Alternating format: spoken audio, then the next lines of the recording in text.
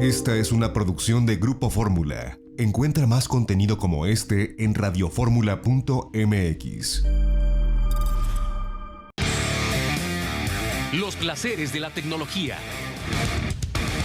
Ya estamos de vuelta, los placeres de la tecnología. Armando Reigada ya se encuentra enlazado con nosotros. ¿Cómo estás, Armando? Qué gusto, buenos días. Al contrario, Jaime, es un gusto estar aquí y bueno, pues un gusto estar con nuestros amigos del auditorio, ¿no? Oye, y este tema que nos vas a plantear ahorita con el cubrebocas, todo lo que tiene que ver con la pandemia, y pues trae un aditamento que me parece muy interesante. ¿De qué se trata? Brutal. Fíjate que esto es un desarrollo de una startup japonesa, se llama Donut Robotics, y ellos se dedican a brindar información a turistas en el aeropuerto, pero mediante robots.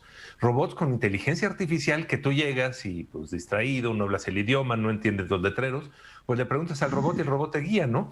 Bueno, pues obviamente con la pandemia y todo lo demás, pues el tema del turismo bajó muchísimo, pues ellos dedicaron a crear esta máscara inteligente, se llama C-Face, y está diseñada para facilitar la comunicación en tiempos de sana distancia. Obviamente va junto con una app, como prácticamente todo lo que hablamos aquí, y puede hacer varias cosas. Puede transcribir un dictado, puede amplificar la voz del usuario, que quiere decir que si estás de lejitos puedes subirle el volumen, no tienes que gritar, pero lo más padre, lo más interesante, puede traducir a 8 distintos idiomas: japonés, chino, coreano, vietnamita, indonesio, y también inglés, francés y español. Es decir, que si tú llegas a Japón con esta máscara puesta y empiezas a hablar en español, la máscara te va a traducir de inmediato, ¿no? Está hecha de plástico y silicón y tiene un micrófono integrado que se conecta vía Bluetooth al teléfono, ¿no?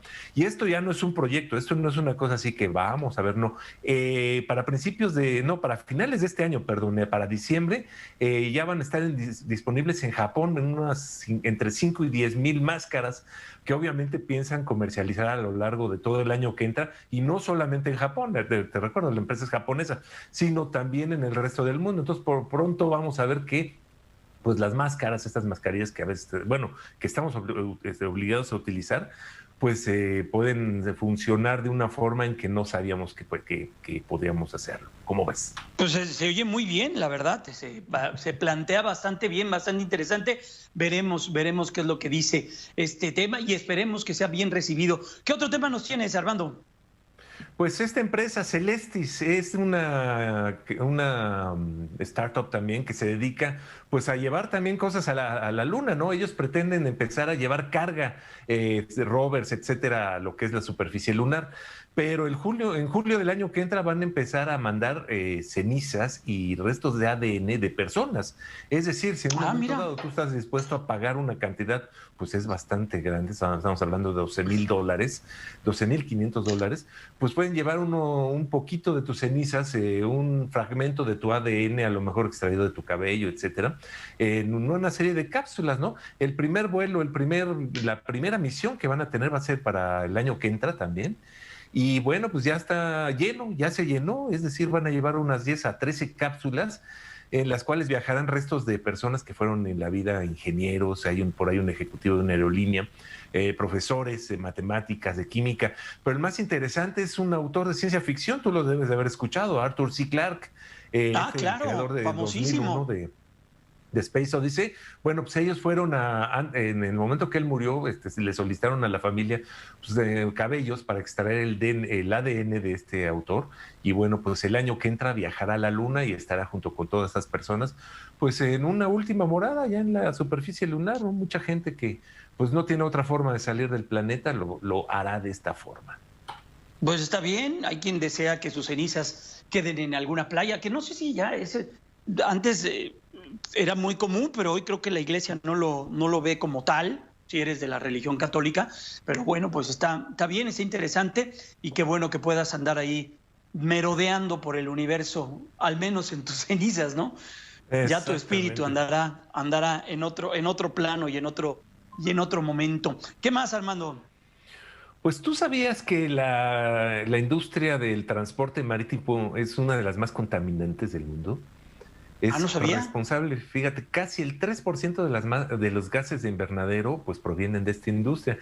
Y en esto se basa un proyecto que se llama Oceanbird, es un barco del futuro que va a utilizar. ¿Y de dónde sacan tanta ¿De dónde generan tanta contaminación de su combustión para mover los barcos? Exactamente, un barco de este tipo consume mira, no entre sabía. 40 toneladas de combustible al día y genera unas 120 toneladas de dióxido de carbono. Es el equivalente a lo que usa un coche en 400,000 kilómetros. Es muchísimo, ¿no? Entonces, Pues sí. ya hay todo un movimiento pues para empezar a limitar esto y que no sea tan contaminante, ¿no? Y esto es este proyecto que te platicaba, Ocean Bird, que está hecho por una empresa que se llama Wallenius Marine y está apoyada tanto por el gobierno de Suecia como por Hyundai, y que es un velero, tiene capacidad para 7,000 autos, 200 metros de largo. Es muy similar a los barcos actuales, pero con la gran diferencia de que va a ser el velero más grande del mundo. Va a eliminar el 90% de los gases de invernadero que emiten barcos similares, es decir, pues, va a utilizar apenas el 10%, ¿no? Va a tener 5 velas telescópicas, cada una de 80 metros de altura.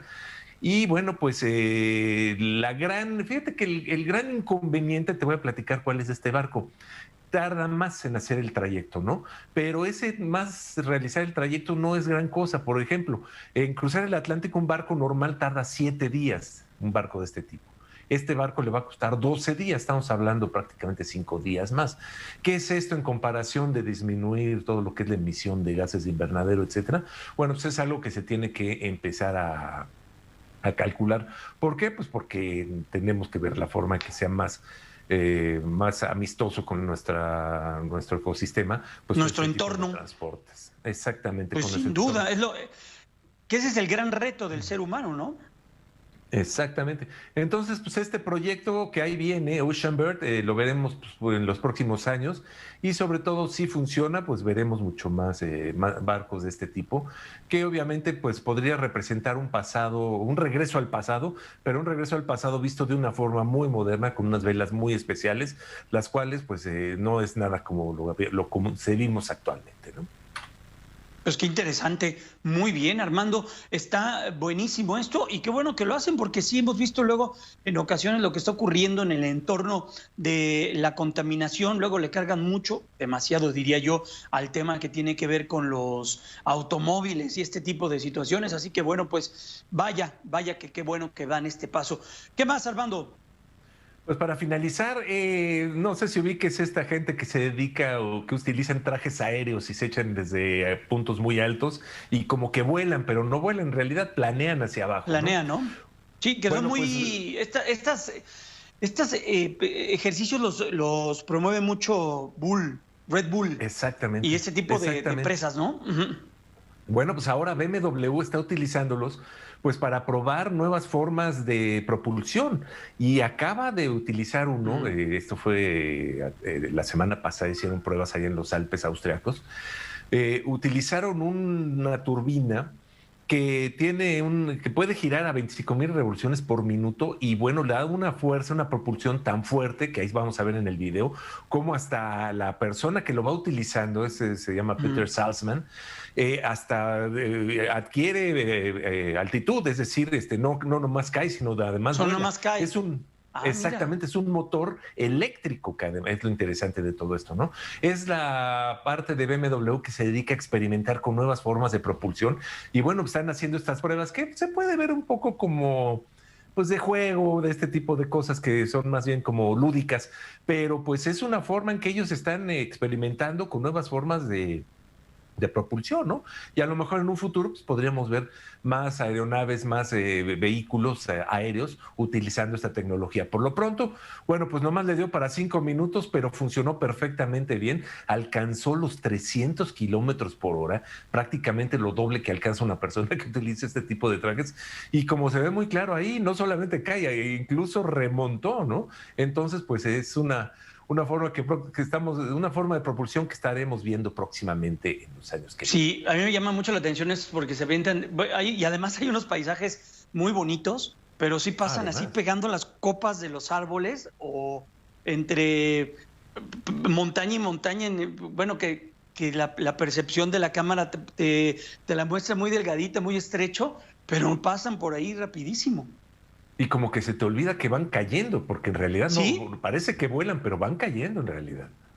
Sí, qué cosa. Armando, ¿dónde pueden ver todo Reporte eso? muy interesante. Reseñando.com tenemos toda esta información mucho más, por supuesto. Y síganme en Twitter. Estoy en como Arraigadas. La Arraigadas va con Y. Arraigadas. Y pues ahí podemos platicar de muchos otros temas como estos. Y bueno, pues dando un seguimiento a todo esto que tanto nos gusta, ¿no? Y tantos más. Gracias, Armando. Cuídate mucho. Te abrazo y te deseo lo mejor. Al contrario. Igualmente, muchas Cuídate gracias. mucho. Buenos días.